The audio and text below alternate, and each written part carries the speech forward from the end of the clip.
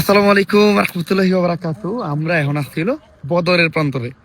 আমরা নানান সময় আমাদের বই, দেন ইউটিউব ভিডিও, ডকুমেন্টারি বা ছোটকাল থেকেই জানি আসছি বদরের যুদ্ধের বিষয়ে।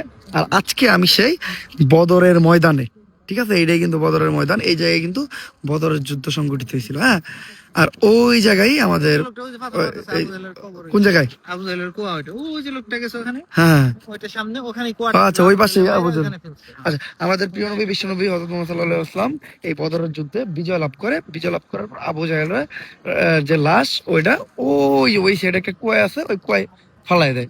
দেন ওই কুয়ায় নানা মানে যারা এই জায়গায় আসে তারা যাইয়া পাথর নিক্ষেপ করে, থুতু মারে আর কি, এরকম। কিন্তু এখন ওই জায়গায় যাইতে দেয় না। একজন কেমনে কেমনে জানি গেছে, আমরা যেতে পারবো না, আমরা যেতে গেলে আটকে দিব। আর এটা হলো মসজিদ, কি মসজিদ ভাই?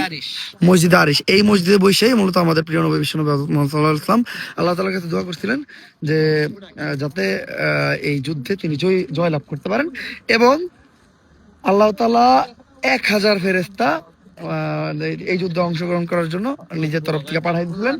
তারা ওই পাশে ভাই কই জানি নাম ছিল ফেরেশতা, জাবালে মালাইকা পাহাড়ের নাম, জাবালে ওখানে যাবো মালাইকা আমরা। পাহাড়ে নাম ছিল। আর নাইমা এই যুদ্ধে অংশগ্রহণ করে এবং এই যুদ্ধে আমাদের প্রিয় নবী বিশ্বনবী হযরত মুহাম্মদ সাল্লাল্লাহু আলাইহি ওয়াসাল্লাম বিজয় লাভ করেন। কারণ তিনি মাত্র 313 জন সাহাবা নিয়ে আসছিল, আর ওই পাশে ছিল প্রায় 3000-এর মতো, আর তাদের কাছে সবই ছিল। আর এই পাশে মাত্র 2টা তলোয়ার আর তিনটা ভাঙা ঢাল ছিল। তো ওই অবস্থায় যুদ্ধ মানে চালানো, এটা তো বলতে পারেন কঠিন ব্যাপার। যার জন্য প্রিয় নবী হযরত মুহাম্মদ সাল্লাল্লাহু আলাইহি ওয়াসাল্লাম আল্লাহ তাআলার কাছে বলছিলেন যে আমি ইসলাম মানে এটা তো ইসলামের শুরুর সময়, এই টাইমে আমার এই যুদ্ধটা জিতা অনেক জরুরি ইসলাম প্রচারের ক্ষেত্রে।